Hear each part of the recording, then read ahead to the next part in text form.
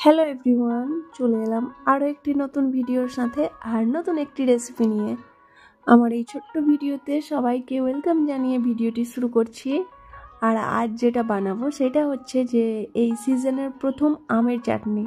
চাটনি জিনিসটা কার না খেতে ভালো লাগে, আর তার ওপর যদি আমের চাটনি হয় তো কোনো কথাই হবে না।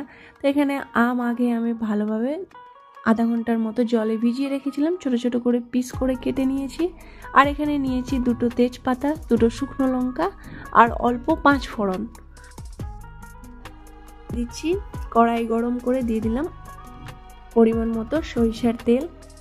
তেলটা গরম হয়ে এসছে, দিয়ে দিচ্ছি এই যে তেজপাতা, শুকনো লঙ্কা আর 5 ফোড়ন। এবার এটাকে হালকা করে ফ্রাই করে নেব, প্রায় 1 মিনিট মতো ফ্রাই করব। একদম গ্যাসের ফ্লেমটা কম করেই ভাজবো, যেন ফোড়নের যে একটা গন্ধ হয় সেটা যেন একদম পারফেক্ট বেরিয়ে আসে।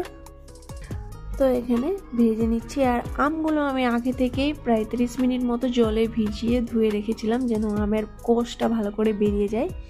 ফোড়নের যে একটা গন্ধ সেটা বেরিয়ে এসছে, ফ্রাই হয়ে গেছে। এবারে দিয়ে দেব কেটে রাখা আমের টুকরোগুলো। এবারে আমের টুকরোগুলো ভালো করে ভেজে নেব, আর এটা প্রায় 3 থেকে 4 মিনিট ধরে ভাজবো, যেন আমের কোনো কাঁচা গন্ধ থাকে না। এরপর দিয়ে দেব পরিমাণ মতো লবণ, হলুদ আর অল্প লঙ্কা গুঁড়ো।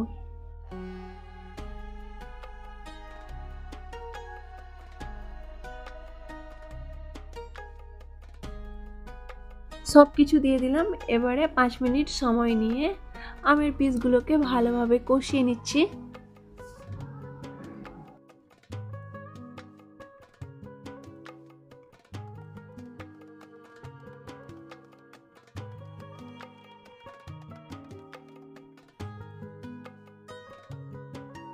তো এখানে প্রায় আম সেদ্ধ হয়ে গেছে, আর আম সেদ্ধ হতে তো খুব বেশি সময় লাগে না, তাও মাঝে মাঝে ঢাকা দিয়ে সেদ্ধ করে নিয়েছি। হাফ সেদ্ধ হয়ে গেছে।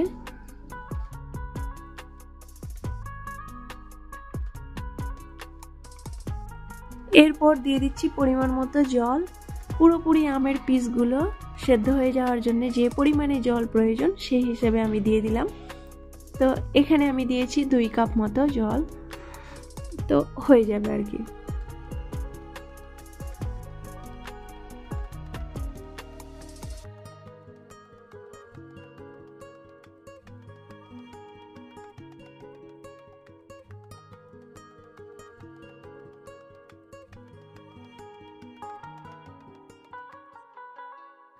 তো এবারে এখানে জল ফুটে এসছে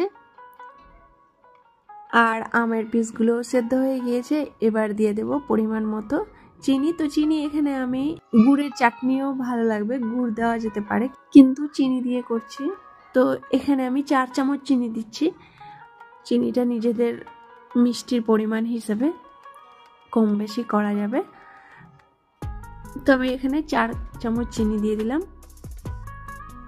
এরপর চিনি ভালোভাবে মেল্ট হয়ে যাওয়ার পর চাটনিতে যে পরিমাণ জল দিয়েছিলাম সেটা একেবারে গাঢ় না হওয়া অবধি গ্যাসের ফ্লেমটাকে হাই করে ফুটতে দিয়ে দিচ্ছি।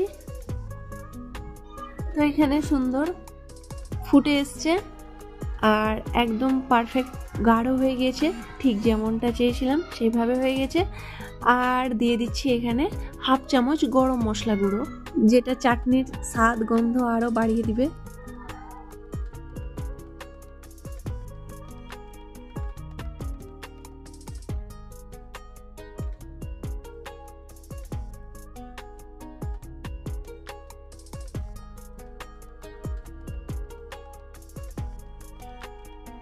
তো হয়ে গেল রেডি চাটনি। এবার এটাকে নামিয়ে নেব। তো এই হচ্ছে ফাইনাল লুক, একদম টেস্টি আমের চাটনি। আর খুব অল্প সময়ে হয়ে যায় এভাবে চাটনিটা বানালে। আর এখানে চাটনির গ্রেভিটা ঠিক যতটা গাঢ় হয় একদম সেই মতোই হয়েছে, পারফেক্ট। এই রইল আমের চাটনির ছোট্ট একটি রেসিপি। আপনাদের কাছে কেমন লাগলো অবশ্যই কমেন্ট বক্সে জানাবেন, আর ভালো লাগলে একটা লাইক করবেন। অবশ্যই চ্যানেলটি সাবস্ক্রাইব করে আমার পাশে থেকে যেতে পারেন। তো আজ এই পর্যন্তই, দেখা হচ্ছে আবার নতুন অন্য কোনো ভিডিওতে। সবাই ভালো থাকবেন। আল্লাহ হাফেজ।